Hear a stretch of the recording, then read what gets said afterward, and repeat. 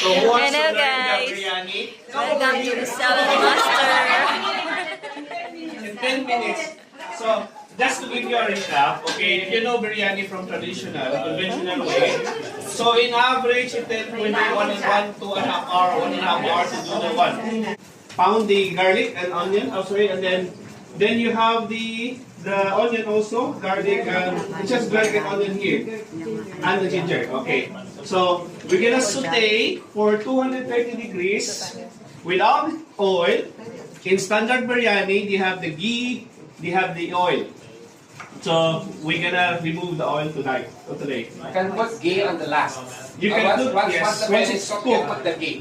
If you find this one, easier for you, convenient for you, you can buy this one. It's not sponsored, okay?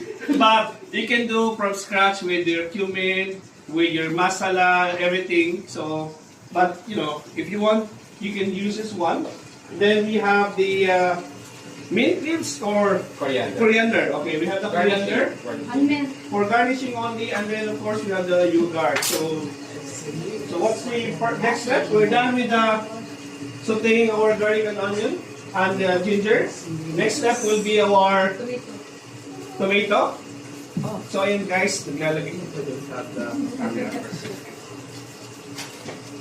So your preference on how spicy, you can chop this green onion into smaller pieces to release the. But what Ate Annalyn was doing is using the whole chili to, just those are medium or low tolerance on the spiciness. Then you're gonna have what's the measurement on your mix, biryani mix? 2 tablespoons. Or you can use half of the pack. Of the pack, You want it or very depends spicy? on If you want it very spicy, you can the use the strong whole pack. flavor you want to achieve. Okay.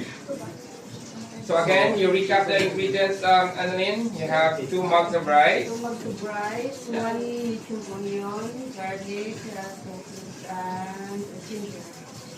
And how many and your yogurt? How many tablespoons you want to put there? Kahit bitin po yun. Malaki na yun. Kapag cook 3, For your ingredients, yeah, around 3 to 4. yeah. Okay. So Okay. we're just waiting to at least probably slightly cook the tomato. Electric. Okay. So you can see now we're gonna have the chicken added now. So again, I don't know. Probably we have we can ask Susan on why the preference they have.